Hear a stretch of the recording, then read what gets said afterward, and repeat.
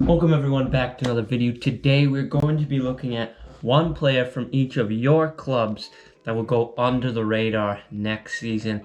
And these are players you're probably going to want to get in fantasy. This is my opinion. Let's dive straight into it, starting with Arsenal. So for Arsenal, I don't know how under the radar he is necessarily, but he's just such a good young talent that has so much potential, and I feel like he really did well last season. And that is Nketiah. He really took the place of Jesus well. I don't know how much he'll honestly play, so I don't know about how many points he'll actually get in fantasy, but if you're struggling to find another striker, he's a great pickup because he'll still come on and score important goals, and he's just such a good talent that I feel like a lot of people just forget about, but he's actually just nasty. And I since there's not really many strikers to pick from, I definitely choose him as one of my backups. For Villa, I'd have to say Buendia, just because from what I saw from him in the summer series so far in preseason, he looks like he's playing out of his mind. Against Chelsea, getting a goal and 2 assists. Or no, 2 goals and an assist. He just played. Everything came from him through the attack. He just dribbled through the whole Chelsea team, and he was playing phenomenal. And if he can keep that up, that'll be great for Villa next season, and he could definitely get a lot of points, especially with Watkins more in form, being able to feed him. That's a lot of assists coming his way. Bournemouth, I went with Tavernier. Tavernier had an absolutely unbelievable season. He just played so well and was an integral part in every single goal Bournemouth scored, but he was injured a lot. He got injured 3 times in the season and still got almost 10 goals. So if he can stay without being injured for majority of the season, I could see him putting up 15 goals, which would be massive fantasy points and an underrated player that not many people will probably pick up. But I feel like when they think of Bournemouth, they'll probably go to Billing or Solanke first, but I could definitely see Tavernier being Bournemouth's top scorer and maybe even getting most of their fantasy points. So he's a good, if you're doing draft, like a late round pick that I could definitely see people getting. Next for Brentford is Wissa. Tony's going to be out till like end of January, so they're going to need someone to score goals, and I feel like Mbeumo hasn't really proved himself necessarily in the Premier League. He's played amazing, don't get me wrong, but I feel like he doesn't really score enough, and they're going to need someone else to continue to have that threat that Tony did, and I feel like Wissa can take that place really well. So I'd love to see him get some more playing time and be the one to take the stand and score the goals for Brentford during the time that Tony's out, and I could definitely see him doing really well. So I'd probably pick him up pretty early, but it'd be interesting to see who picks up Tony what round in the draft. That'll be tricky. Brighton, there's a lot of young, great, underrated talent on Brighton. Honorable mentions, obviously Matoma, Ferguson, and CCO. Those are all I could see doing well next season, but I chose to go with João Pedro because they just signed him and he already played great in their first summer series game, and he's just such a good player from Watford that I literally completely forgot about until I heard his name again. But when he was in the Premier League, he was just so deadly, and he always went under the radar on Watford, and he'll probably continue to do that on Brighton.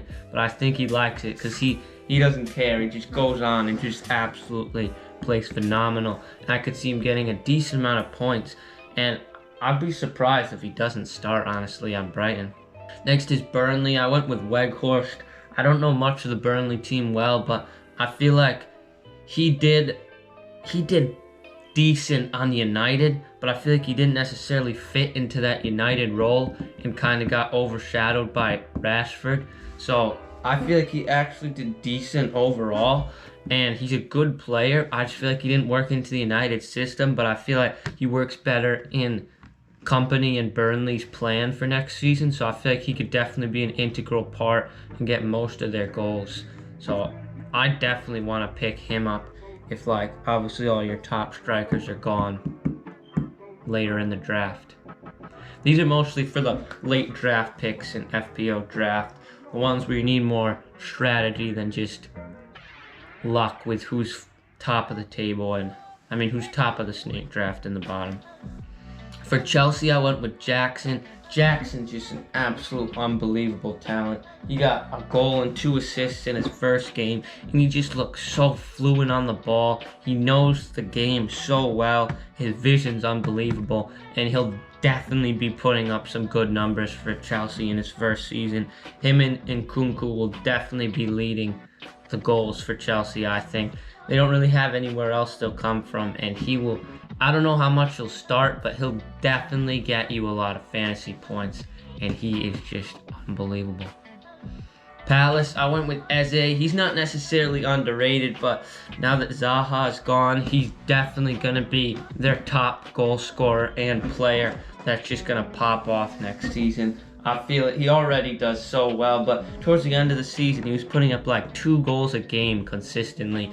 If he keeps that form, he's just going to be deadly next season. With Everton, I went with Dan Juma. Dan Juma's just so good. Oh my gosh. And a lot of people are just, because he didn't do great at Tottenham, but he barely played. He still scored 2 goals for them and only came on with like 10 minutes left in each game. So I feel like a lot of people are going to look over him, but Dan Juma is going to be key, very key in Everton's season next season, especially if Damari Gray leaves. He'll be filling his role and take a starting spot. And I feel like that's where most of the goals can come from for Everton. And Dan Juma can even play a center forward role if Everton don't get a striker, which they desperately need a striker. So literally everything attacking wise is going to go through him, no matter which position he plays. For Fulham, I think Paulinho was just great last season. He's so good in the midfield. His ability to just turn and distribute so well, and he gets so many assists. And he kind of goes under the radar because when you think of Fulham, you have your Mitroviches and that Vinicius that's rising. But I feel like Paulinho definitely does a great job, and I could see him doing really well next season. Liverpool, Szoboszlai I went with. He's gonna do well. I got faith in this guy.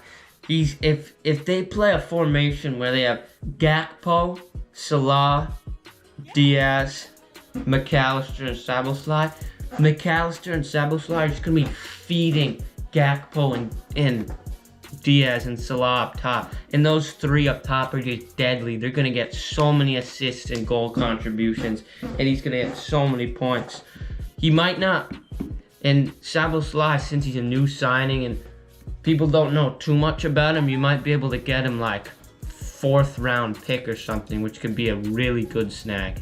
For Luton, I went with Adebayo. Adebayo looks absolutely unbelievable. I don't know how old he is. He's like 21 or something. And the way he's massive, he's fast, and the way he could just dribble through. He kind of reminds me of young Lukaku. And I'd love to see him do well. He actually looks so good on the pitch. And I just love to see him do well. For Luton, he's just so good. And I can't wait for him to do it again next season. That playoff final, he was just unbelievable, and I want more of that. City, they don't really have an underrated player, but I'm predicting it'll be Ake next season, just because he always goes under the radar, and he's such a good player.